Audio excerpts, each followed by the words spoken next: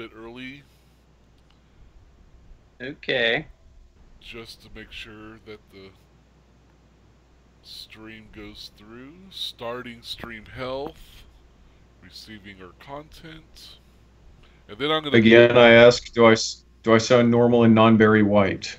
You do. Good. Yay. What? You said, like I said, you said a little deep. We are now live, so I'm playing the theme music. Gonna let it play out. For 16 hours. Or an The hour. soothing sounds. Oh, well, okay, that too. Join us for the soothing sounds of Total Geek Live on NPR AM radio. Sweet, sweet jams. Jammy jams. All the jams. Well, here we go. Actually, live show. Somebody's watching it. Boom. Dude, my brother this beat is so sick. Shout out to DJ Doc Swift. Yay. All right. It went from my volume went from 94 to 2. How is that even a variance? Welcome to Total Geek Live, actual live stream, where we are experiencing all sorts of difficulties, technical and whatnots. Welcome aboard. We are here. We're here for you. For you. Well, 3/4 of us anyway. Yes. Yeah. So we have a man down. Go ahead, Jay. B. Ah. Yeah. I get my letters. My alphabet. I've been drinking. I'm sorry. Yeah, Danny got a little bit of a toothache and taking a little bit of painkillers to relieve the ouchie, and it's kind of knocked him out. So we're missing him today, but I'm sure he's going to give us lots of thoughts about what we're going to discuss tonight on the live show. Yes. Because we do have a treat for you tonight. So instead of doing like our normal sort of live show, we're going to give you our reviews of Deadpool 2 and Solo. So real right now stuff for you. And just real talk. But hold on, let me pour one out for Danny. I don't know what you're talking about. He's right there. I mean, you can see his helmet and everything. I mean, isn't that right, Danny? Yes, that's right. I'm Danny. Your Danny impersonation is spot on. Anytime now, buddy. I tried really hard. He's just shied this episode. That's it. Yeah. He's just quiet. But yes, Total Geeks. We got Guy, we got Kaj, we got me, and Daft Punk. So Florence Henderson. We got everybody. What? You got Florence Henderson? You didn't tell me you booked her for tonight's show. It's a beautiful show. Oh my god. All right. So we're talking movies because summer movie season has kicked off. Yes, and there's so many movies. So much battling for your box office dollar. So much so it's actually hurting the movies because there's so much content to consume. It is overwhelming. But before we get into that, do we want to do our general roundabout? Like, B, you've got something that's coming out pretty soon? You might want to talk about a little... Sure, I've got my second book, Collision. What? My co-sister, second book comes out June 21st, so...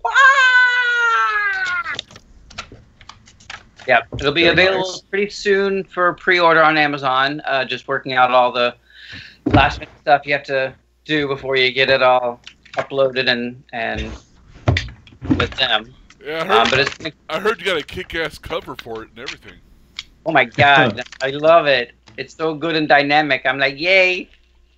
And then it's all cool and colored. Well, very nice. And yourself? Did you want to do a black and white variant? Maybe. How about yourself? Me,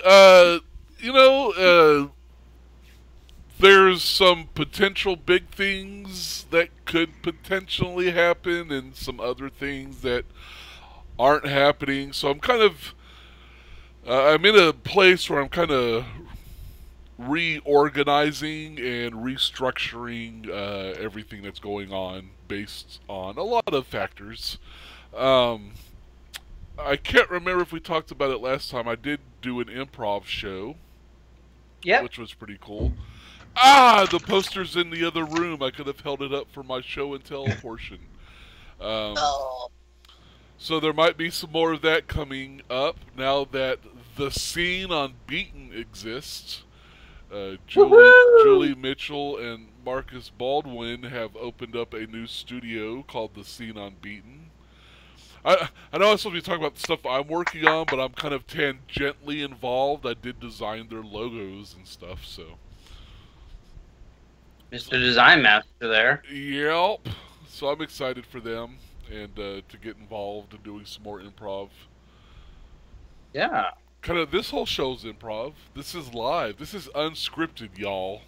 Yes, I said y'all. Oh. Y'all, you're so southern. Wait, so am I. Yeah. What about you, So, driving cross country boy? well, I don't have as staggeringly vague an intro as Kaiser started out with. That was like you said so much and yet nothing at all. It was impressive. I can only hope to work up to your level. Oh, the usual. Got hit by a boat. Had to get a new car. That was fun. Yeah. As one does when hit by a boat on the road. Yeah, on the road. I get hit by a boat on the road because that's what I do. But yeah, I was over in Las Vegas for about a week or so. Went over to Billboard Music Awards, and that was fun. And had a nice little time for that. And then I had to drive all the way back and buy a new car after my boat adventures. I had no further boat adventures, so I was very pleased about that. Oh, go ahead. Not have. Yeah, don't have those. So, Yeah. Guy and Mai's kind of show and tell had crossed paths during his road adventures. Oh, that's right. Yes. I totally forgot to talk about. We had a pretty amazing reunion, not just of us, but we. If you are not familiar with our background, we both worked for Midway Home Entertainment here in Corsicana when it existed here, and we had a reunion. And after it's been over 20, no, 20 something years. 20 years, yeah.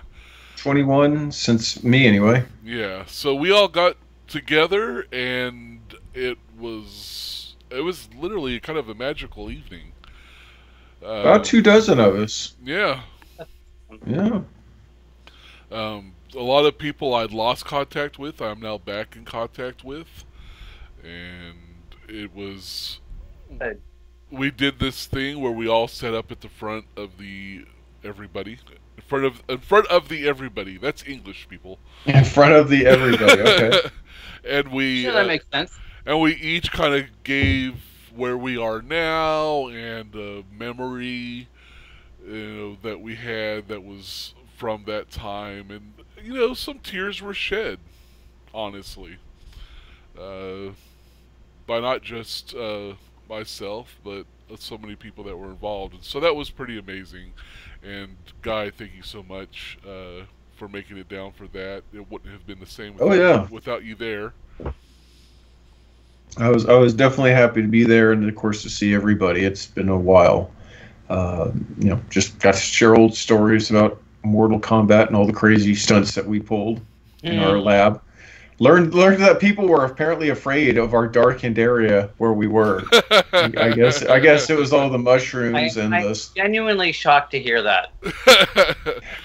Must have been all the mushrooms and the stalactites and the general humidity in our area. And when he says mushrooms, he meant growing because it was dark and not because we were all tripping on mushrooms. And they feared for their lives because we didn't know. You feel feelings, man. Feel feelings. You gotta ride that train. I could taste the colors. And how about you, Danny? Well, just sitting here having my tea. So Okay, good story. Danny, thank you so much. So great to have you here, Danny. Likewise. It's like you're in the room with me. It's awesome. It's uncanny. It really is. It really is. Uncanny, like the X-Men, thereto movies, enter Deadpool and sequel, and dude, it's been so many movies have dropped.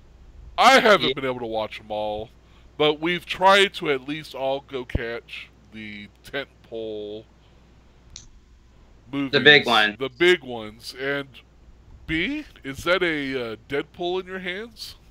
It is. Are you just happy to see us? Very, very nice. Yeah.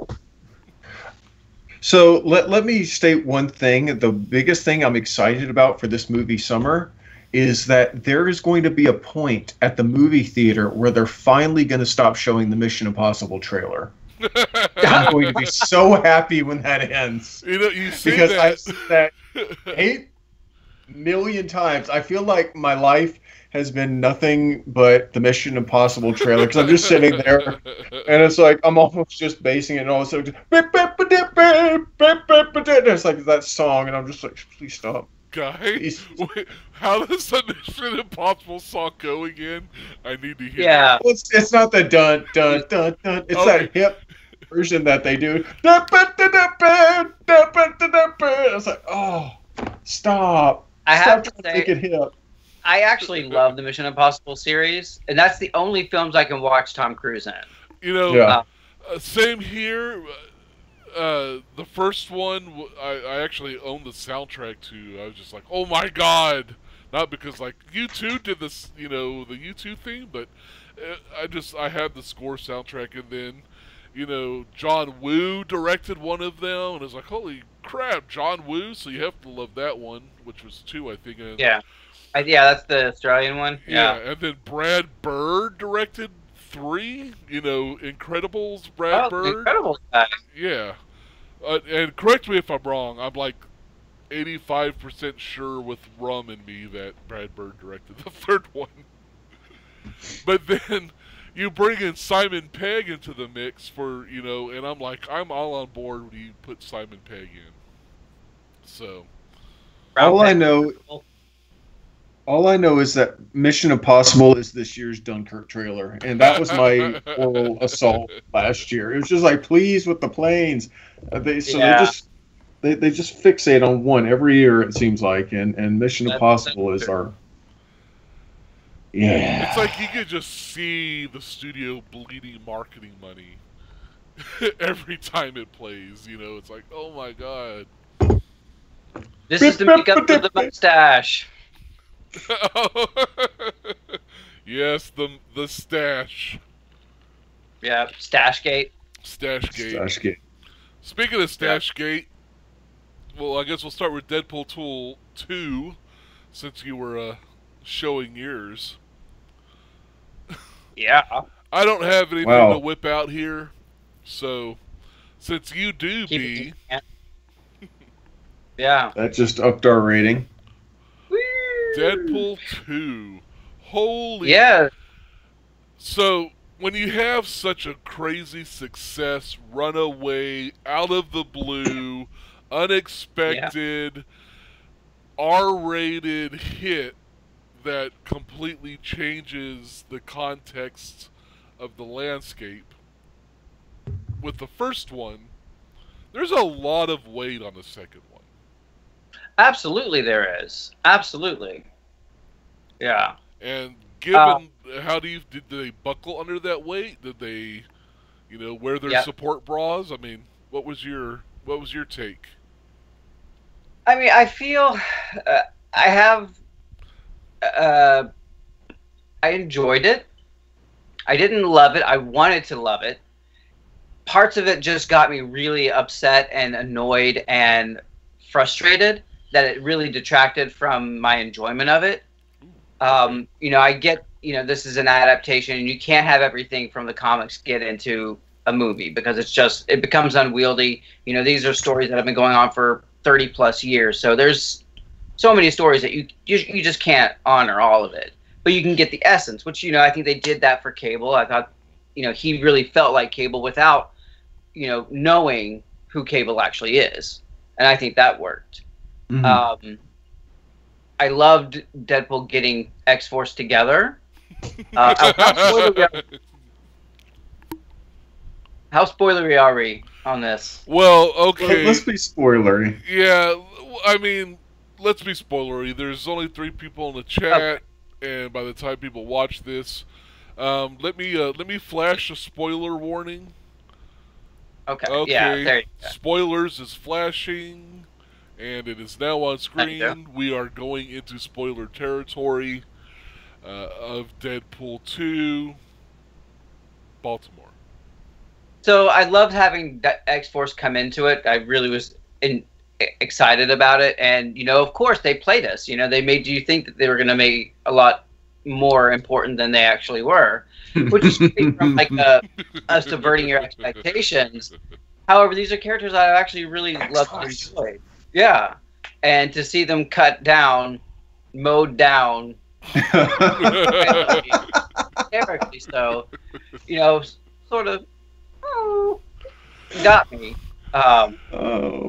Domino, amazing. Yes, I could watch anything with her in it. I would be entertained for the entire time. Because she had that, she played it to where she knew what her power was.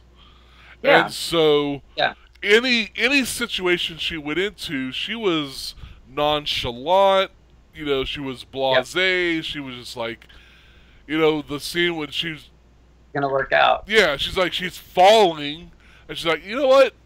I'm just gonna, fold my arms because something's gonna catch me.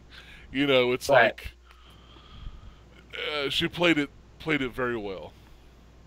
Yeah. I loved her facial expressions. What was the scene where like Deadpool was doing something and she like walked up to him and she was like, and then just kind of walked away, and I can't remember what scene that was, but it was so funny because she was so expressive in everything she did.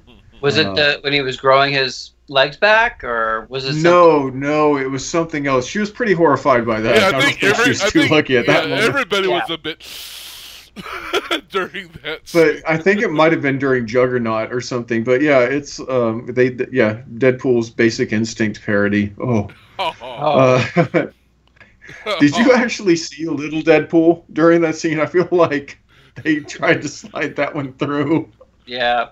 It's like I think I might have seen it. I didn't want to see it, but I think I might have anyway. Yep, that was happening. That totally happened. I haven't bought any Vienna sausages since watching Deadpool 2. I don't know if there's a correlation. I don't know if there's a correlation there or not, but yeah. So I really enjoyed it. Yeah, it's a great.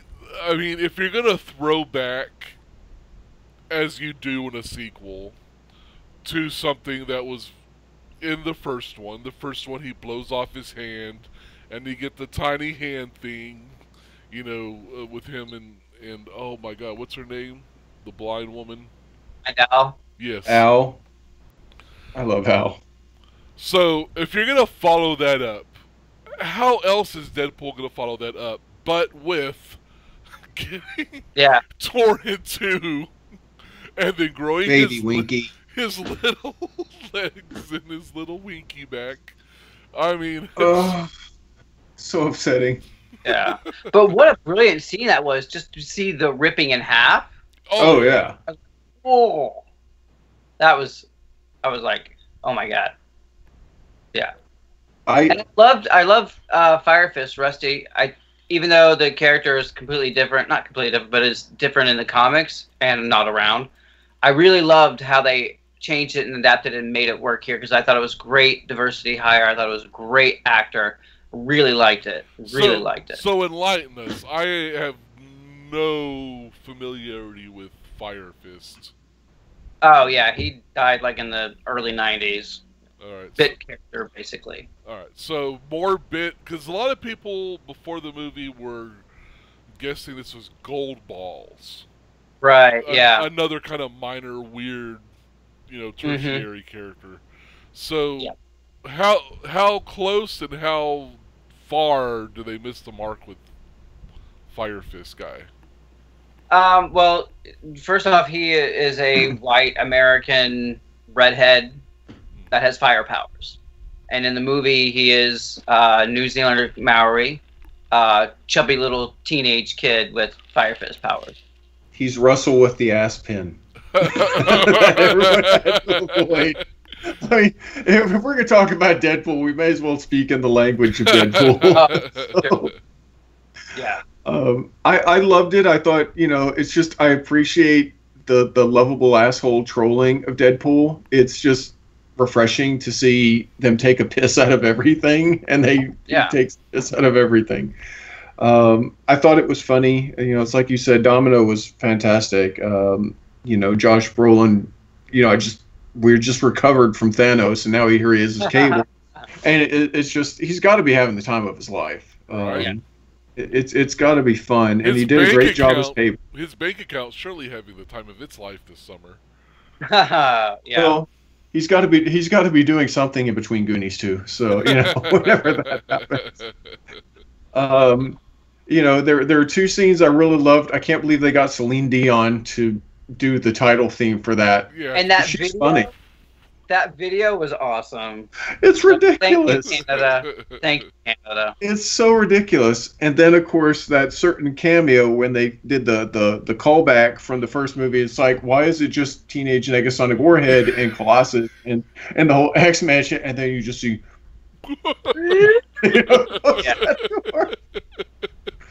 God, that was funny. Oh, yeah. I about lost it. And, yeah, even though timeline-wise the characters shown didn't really make sense, but it's like they're filming the, Dark Phoenix right now. They're the characters on hand, but the gag worked flawlessly. Oh, for sure. You don't think about it. It's a sight gag. And it is one of the best I've seen in a long, long time. Yeah. The only thing I was really sorry, I was sorry that Morena Baccarin didn't get a larger part. But, at Fan Expo last month, God, I can't believe that was last month, she kind of hinted at it. Danny and I went to her panel. Isn't that right, Danny? Oh, yeah, we went. Yeah, see? So anyway, we went. And, because she has a nice, very dry sense of humor that plays really well in that, and I just wish she had gotten a little bit more of a part. But again, the end of the movie, I think it might have fixed that, as well as that god awful Deadpool from Wolverine, which was a travesty. Thank you, Ryan Reynolds. Yeah, which he retconned. He retconned that. He retconned Green Lantern of all things. Woohoo! So Saint Reynolds pulled off some amazing feats. He followed up an impossible first outing with a serviceable sequel. Yeah. It's not going to top what came before, but its existence, it does add to it. In many ways. It's definitely like if you enjoyed the first, you can enjoy the second. Just go see it. You know, it's R-rated superhero fun, penis and all. And it is more of the same, but the fact that the first one was so wildly original and just that it just didn't care. And that whole attitude goes all the way through, and if you love Deadpool and the whole break the system format that it did. It's great, and that just made it endlessly funny. And I like the new characters, and even the old ones. I mean, Colossus was great again because he plays the straight man, and then Negasonic Teenage Warhead. She's so over Deadpool, and it's just even funnier, especially with her girlfriend Yukio, and just I'm Wade. Hi, Yukio. And we finally got the fucking Juggernaut. Yes, not that thing. Yes. Well, I thought Vinnie Jones is actually great casting in X3 as Juggernaut. That's a whole other discussion. The direction of X3 and the execution and final result of... They got rid of that. They got rid of that. I'm so happy. I'm so happy they got rid of X3. that needed to go away. Yeah, they didn't in Days of Future Past. They retconned that X3 didn't happen. Yeah. Right. Mm-hmm. Yes. Yeah. Brilliant. Thank you. But all I gotta say is, Papa, can you hear me? It's the same as Frozen, and you know it. No one says anything, though. That running joke, I'm like, holy shit! I never even thought about it. And they press it. It's not like a one-time throwaway joke. It's like it comes up, more than once. I want to say. Yeah. You got to embrace your passions, man. You know, he's passionate about that. Yentl sounds like, do you want to build a snowman? And yet now I can't unhear it. Exactly, I can't either. And yet there's a Disney joke they cut because of the impending Fox Disney deal. Which one was that? No one knows. It's not in the film. Ryan Reynolds he's talked about it existing, and in hindsight, glad it being cut. But nothing's been released of what that Disney joke was. Interesting. And considering this is a movie where a deleted scene's going to be Deadpool going back and maybe killing baby Hitler. Right. It was filmed. I don't know. They talk about it in the film because the film does deal with time travel because of Cable. And right. He's like, do you go back? Do you kill baby Hitler? Well, they apparently filmed that for an after credits scene. So nice. I'm really curious to see how they handle Deadpool. Because, I mean, the whole point of Deadpool 2, Tool, that would have been a great name, Deadpool Tool, is, it's about children and protecting children and doing the right thing. And the whole movie's based around, protecting a child. So it is odd that they actually filmed a scene of him killing a baby. Well, but it is baby Hitler. Exactly. So I'll be very curious. Well, and it does answer that old time travel question. If you could go back in time and kill baby Hitler, would you do it? Right. Well, Deadpool, I guess, would do it. Yeah. Well, does he? Because from what I've read, is all you see is he wants to do it and he can't, and then he draws a little Hitler mustache on the baby to motivate himself to do it. Oh. And then you see from the baby's point of view Deadpool coming down, but you never actually see him killing the baby. Yeah, no.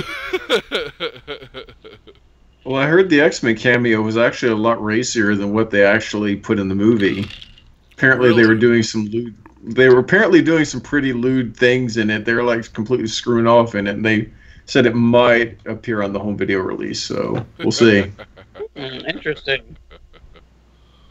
Yeah. Oh, there was that Deadpool 2.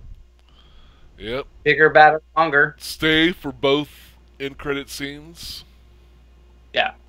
Far more chimichangas and Peter. Oh, Peter. Not his Peter, but Peter the character. No, not Basic Instinct Peter, but oh, dear sweet, wholesome Peter. He's our special guy. He is. All right, so. I was going to say, but B, go ahead, take it away. I'm going to take another drink. If you can't tell, I am drinking a little bit during this live stream. I apologize for any slurred words, and holy cow, Star Wars! Are we going to talk Star Wars? Not truly, but yes. So, this weekend came out Solo. Bam. Thank you, Guy. Which is the Star Wars anthology, second anthology film. This was Rogue One. And this is their second one, Solo, starring young Han Solo from before Episode 4. Probably about 8 or 9 years, I'm guessing, from what I've been trying to research. 10 is the official. 10? Okay. It's 10 years before. Okay, so 10 years before A New Hope. Although it gets a little confusing when I was watching it, trying to make the connections to it. But anyway, Guy? Well, we did our trailer trashing on it a couple months back, and there were a lot of hesitant things taking place with Solo. And I'll even admit, straight off the bat, I was like, when the movie started, because I felt like I had to see it before anyone was spoiled it, and I was just like, well, here we go. And I just kind of braced myself for the worst, and you know what? I actually liked it. I found myself enjoying the film. I know it didn't do so great in the box office, but, I think people were just, obviously there's been a lot of negative reaction to the previous film, which was Star Wars Episode 8, The Quest for Fuel. And accurate. So that was that. And, after the completely nihilist attitude that the last film took, where nothing matters, you don't matter, I don't matter, what's the point? This one was actually fun. I had a good time with Han Solo, more than I expected. I felt it had a little bit of a slow intro, but and of course, this, if you know anything about Star Wars, it's nothing new. It has all the plot beats of how does he get the Millennium Falcon? How does he meet Chewbacca? What was the deal with the Kessel Run? What's the deal with Lando? And of course, they address all of that, so there's no more mystery. And it worked better than I thought it would. I completely wrote it off. I didn't think I'd be interested in Alden Ehrenreich, and I don't think he was the perfect choice in comparison to Anthony and Gruber, but I could see a young Han Solo channeled from time to time, just enough to the point where it's like, all right, I can get into this. It's not a distraction. It's all right. I think so many people echo kind of what you just said in going into it already kind of let down by the last Star Wars, but kind of felt like obligated. Well, like, Star Wars, I need to see it. Right. And the consensus I've seen, at least through my friends, who are pretty diverse, everybody's really enjoyed Solo, except for John Dillon 21, who says Solo, boo! Maybe he's talking about Force Awakens after he dies and turns into a ghost. I went in, I didn't care when I went in. I really didn't. I kind of like, you know what? I actually went in as like, I need to watch this because we're going to talk about it. Mm-hmm. I didn't really want to go see it. There was nothing in the hype for it, any of the trailers or anything that's like, yeah, I gotta go see that. No, I kind of, yeah, I'll watch it because we're going to talk about it. And I really actually enjoyed it. Yes, John says it lacked what Rogue One was. Nothing special about it. I agree to a point, although they did pull one, like, let's make our robot one of the most interesting, characters with the most personality. Let's try to make L3K2SO, which kind of hit or miss. It kind of is interesting. Oops, I need to throw up the spoiler thing again. I was flashing it earlier. Oh Oopsie. yeah. Spoilers. Who did the voice for Phoebe? Phoebe. I don't know. Phoebe Cates. I love. No. But yeah, I think that's one thing that's actually an interesting point is there's nothing special about Star Wars anymore. You had to wait like at least 3 years before you got a new Star Wars movie, and then you wait like a decade or so in between. And it's like now these things are just getting pumped out every year like crazy, and it's like this one's 6 months after, the Quest for Fuel. So yeah, you don't have much time. I don't know. It seems like it's more of a natural progression with the Marvel movies.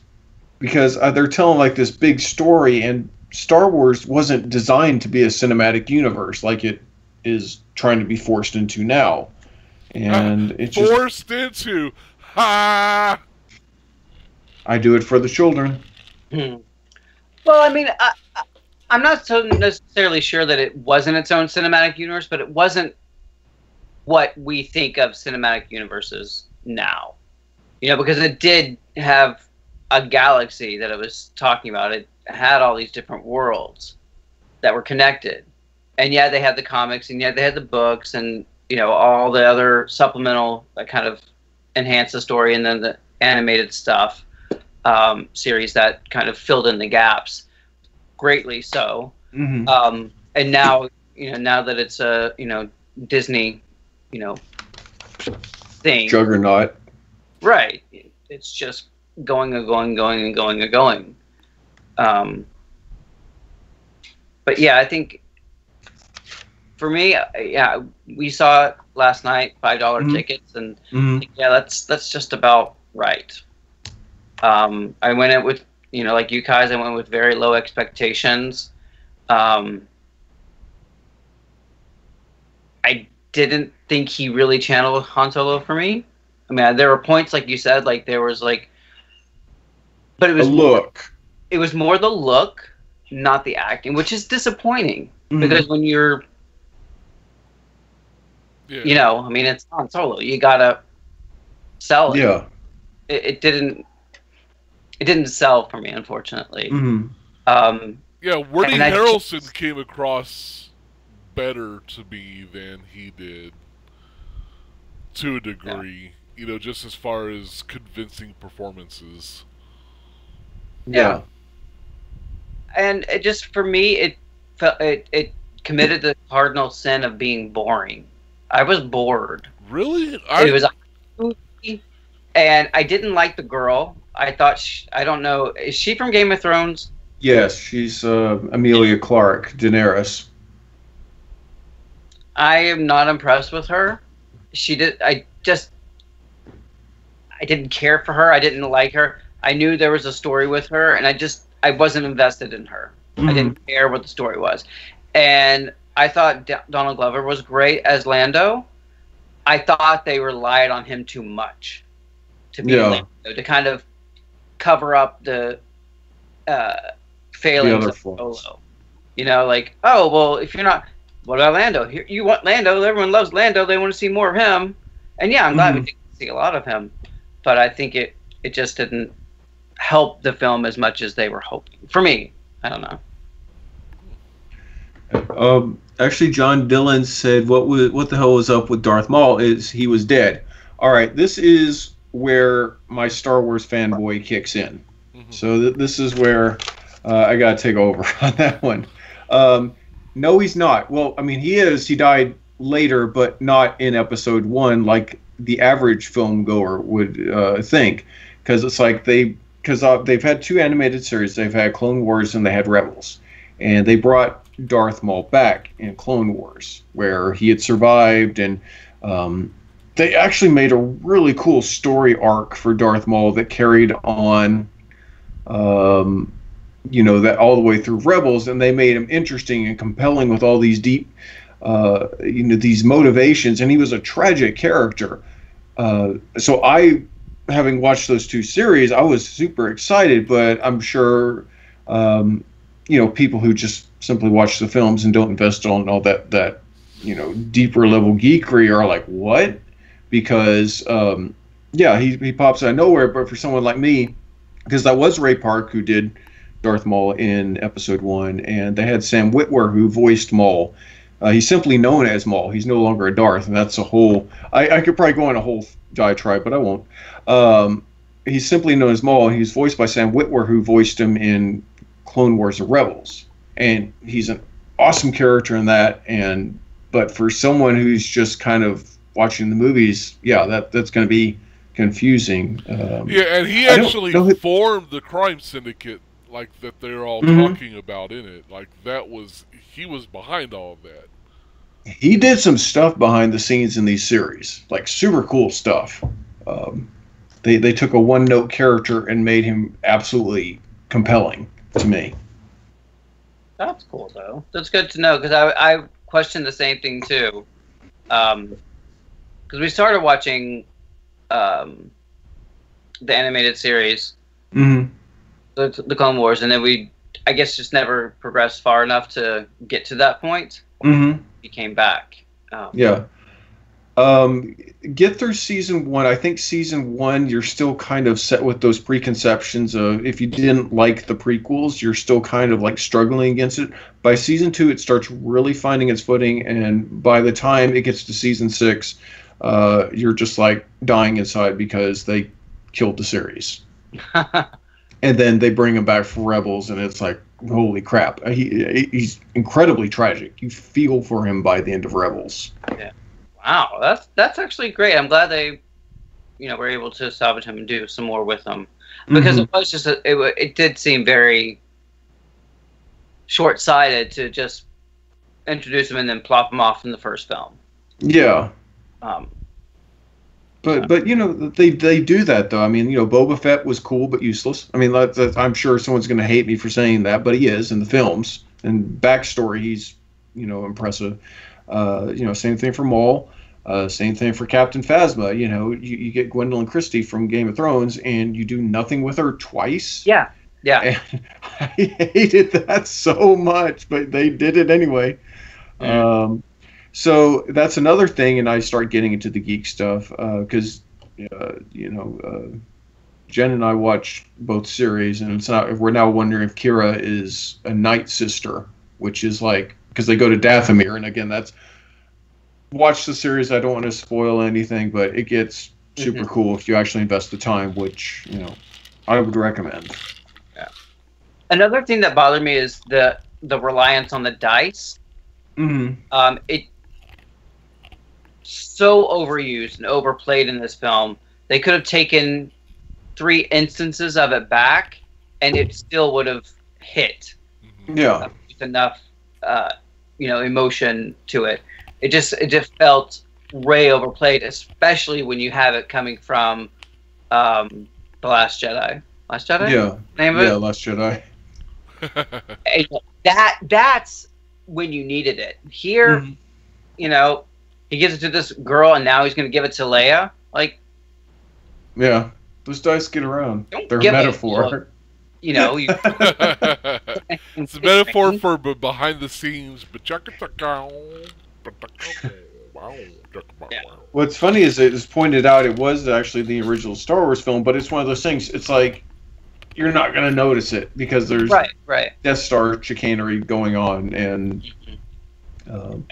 they're all of a sudden like super relying on these dice as key elements. I'm like, all right, guys, come on. This film has a lot of troubled history to it. A lot of false starts. It had the firing of its directors after I think 3/4 or almost a full movie was made, and they were about done. I mean, they were. I feel like it was like super close to being done, but apparently the The powers Disney that didn't be. like it. They said no, and they brought in Ron Howard.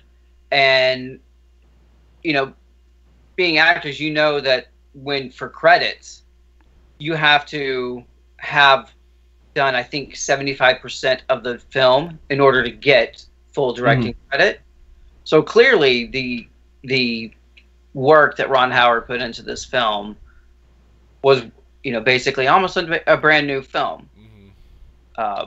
And I kind of wonder what beats were kept in, what stuff was left over from the previous directors, and what was all Ron Howard. Yeah. It wasn't as obvious as Justice League, where you could tell, you know, it was Whedon stuff or Schneider stuff. Yeah, because you could definitely tell the shifts in tone. This one, they blended that better. I think Lord and Miller got an executive producer credit for this, but yeah. Yeah, they probably blended better because it was probably less 50-50 like Justice League and more Ron Howard refilmed everything. Yeah. Yeah. But I mean, I want after watching it, I wanted to see the original director's take on this. I wanted to see something a little bit more special, something maybe a little bit more fun and a little funnier, a little bit more, you know, tip of the hat. Because this one has a couple of weak tip of the hat scenes, right? But I have a feeling the original directors might have worked that in either, I don't know, just better somehow. Either just a full on ha ha, wink wink, or just a boop, hey, did you see what we did there? Yeah.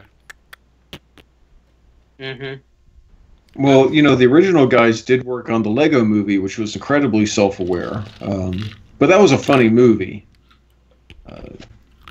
Not bad for a movie about little 3-inch plastic toys. Yeah. Say what you will about this, it at least establishes that Hans will and forever shoot first.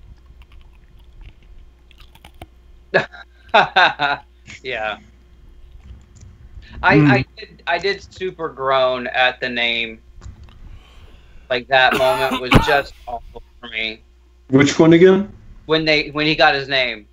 Oh god, that was pretty ridiculous. Just awful. Oh yeah.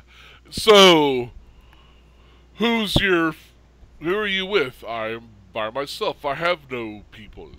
Han Solo.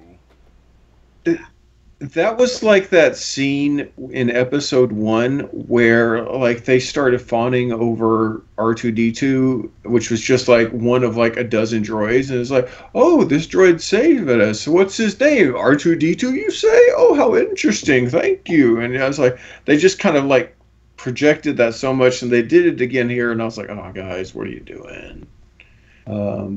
Yeah, it needed to be downplayed and not kind of. It really should have been just a throwaway line, and they hammed it up way too much. Similarly to, Finn when he's, hello, I'm trying to reach the deck of the Starship Trooper. Starship Troopers. Let's talk about Starship Troopers. At least I laughed at the humor in Solo, unlike Last Jedi, where I just felt really tired. True.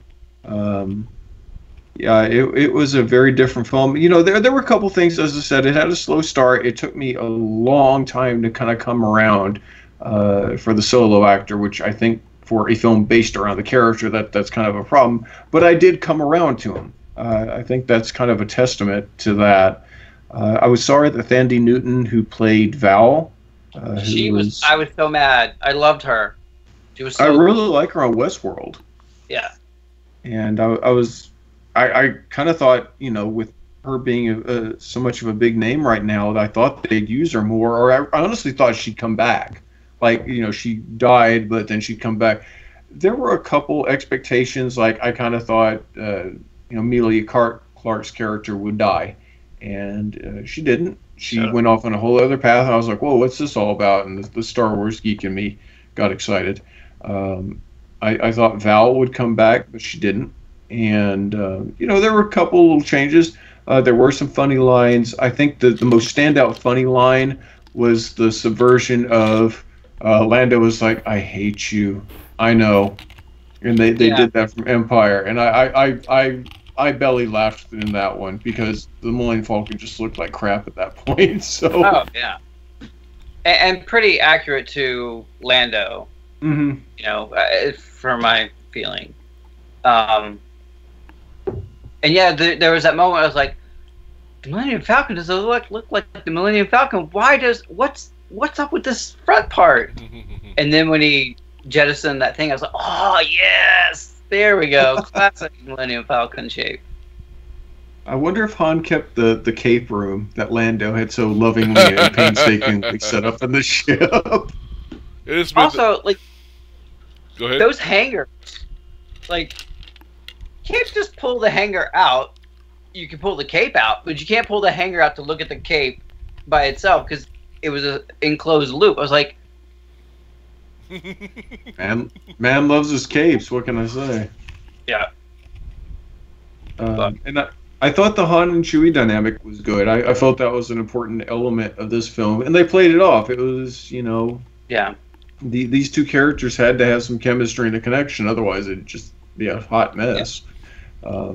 And I like Chewbacca in this one. It's not Peter Mayhew, but we're in a new generation of Star Wars. And Peter, last time I saw Peter Mayhew, he was barely walking. There's no way he was pulling off the action set pieces that Chewie was doing in this movie. Mm.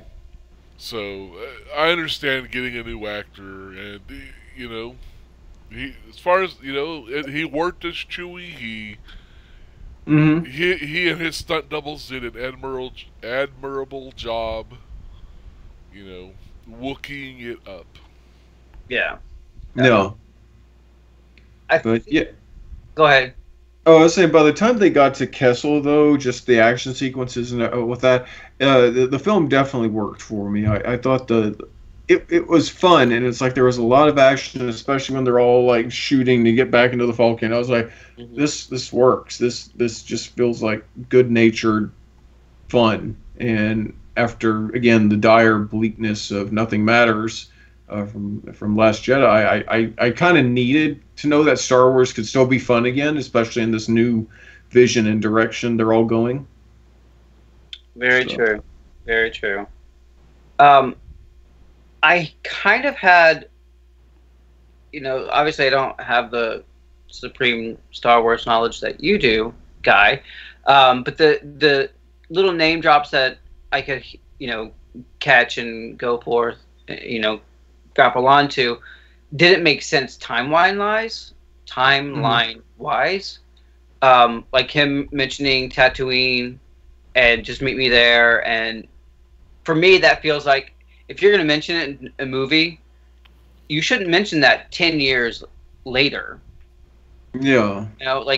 For me, that's okay, next month, maybe next year. Mm-hmm. That kind of threw me off, because that's where I was really questioning the timeline in my head. I was like, how does...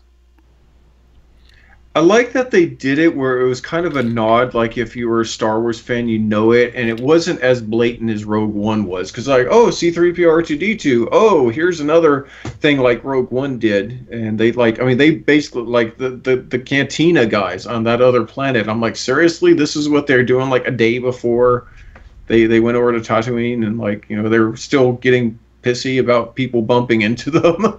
Yeah. That's apparently their whole thing. But yeah, I'm glad they didn't start going into Jabba the Hutt territory and Boba Fett territory Me too. Yeah. and tried to wrap everything that Han Solo is known for in one movie. I'm guessing they were planning to maybe do a sequel, because I read something where they're planning at least another sequel or two.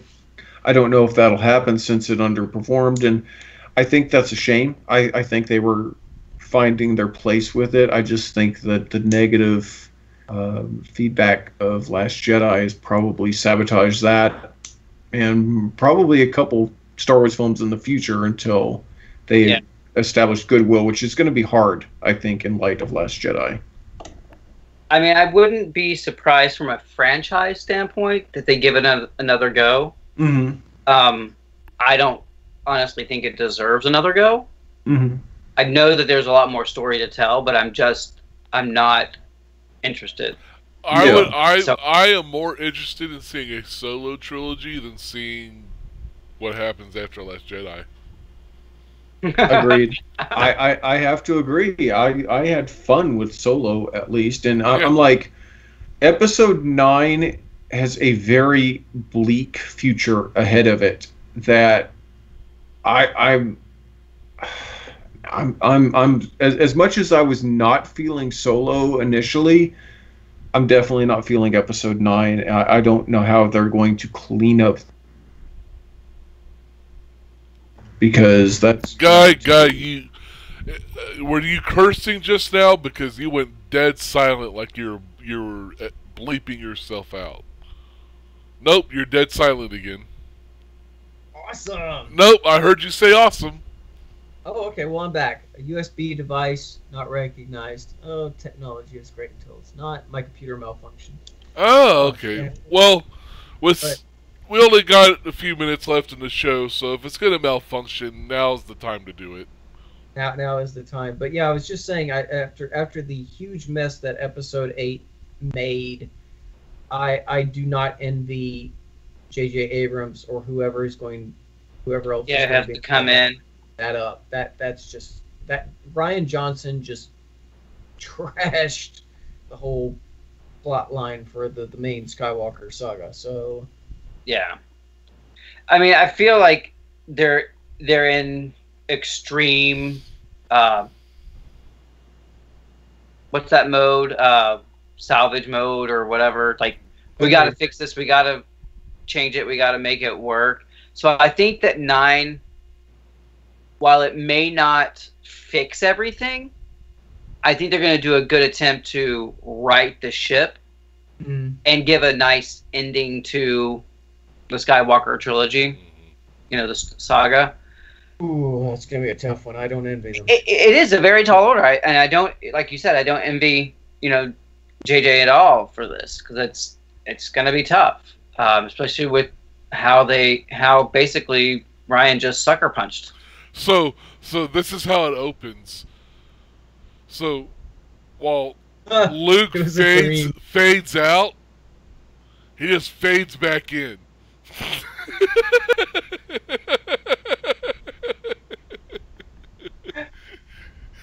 And boom, course corrected. Oh man, but yeah, I think the best way to describe Episode 8, and because it's like they've had 7 films to kind of tell this whole story, and then it's like inviting a friend over to come play with all your toys, and you have like play sets and vehicles and action figures, like 30 action, and then you have that one dick friend that you don't really like, but he just sort of ended up because a friend of a friend invited him, and then he just like walks out and he like takes a dump in the middle of all your toys, and then just kind of like shoves them in there and like clean it up. Okay. Wait, so he takes a dump in the middle of your toys and then shoves them in his butt? Is that what you said? No, he doesn't shove them in his butt. He just like throws all the toys on the poo, and then it's like, well, fix it, clean it up. Here you go, haha, and then he walks away, and he gets his own trilogy. So that's a great analogy, guy. That puts the anal in analogy. Right? Oh God. All right. So let's wrap it up. So it's been an interesting summer for movies. First part of the summer. I mean, Jesus, we're just through May. Yeah, I mean, what's even coming out next? Ant-Man and Wasp. Mission Impossible, apparently. Mission Impossible. Jurassic World. Oh yeah, Jurassic World. That might be that, and actually, yeah, I actually kind of want to see Mission Impossible, but mainly for Simon Pegg. Yeah. The stash. In the stash. The stash that sank 1,000 ships. Yeah, right. Justice Leagues. But yeah, they pulled their heavy guns early. I mean, Yeah. Infinity War, Deadpool 2, Solo. The other movies are big, but they're not that caliber. they're not that caliber. It's like everything here is an afterthought almost. Fantastic Beasts should do okay. Wait, there's a sequel to Fantastic Beasts? Yeah. That's Coming out this summer? Yes. What? The Grimoire of Grimwald or something? Or the Trial Yeah, that's of... it, yeah. Yeah, that's it. That's coming out this summer. I think. I thought that was like a holiday release. I'll double check, but I thought it was this summer. You best check yourself before, wreck ourselves. Right? That's going to be it. Incredibles. Oh, Incredibles shit! 2, Incredibles 2! How did I forget that? Man, I am all over that. Oh, yeah. So, a lot of stuff to watch this summer, and of course, we'll be talking about that for sure. Oh, we're going to talk about it so hard. But you know who's just going to talk about it nonstop? Like, you'll get tired of it? Danny. That guy right there. He will not shut up about all these things. I mean, this whole stream, he's been like... Put a sock in it. Surprised any of us got a word in edgewise with him. I know. Such an amazing person. Love him so much. All right. Yes. No, me.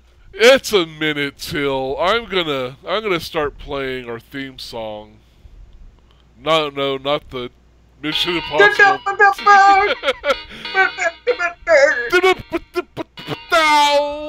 Zing! You're like Bill Cosby trying to do the Mission Impossible theme. I don't think anyone wants to be Bill Cosby. Not even Bill Cosby. No. Not even Roseanne. No. Yeah, I just hear that music and I try to suffocate myself in the popcorn, and like, it doesn't work. It's still going. And then Henry Cavill's mustache just consumes all, like Unicron. All I can see. All right.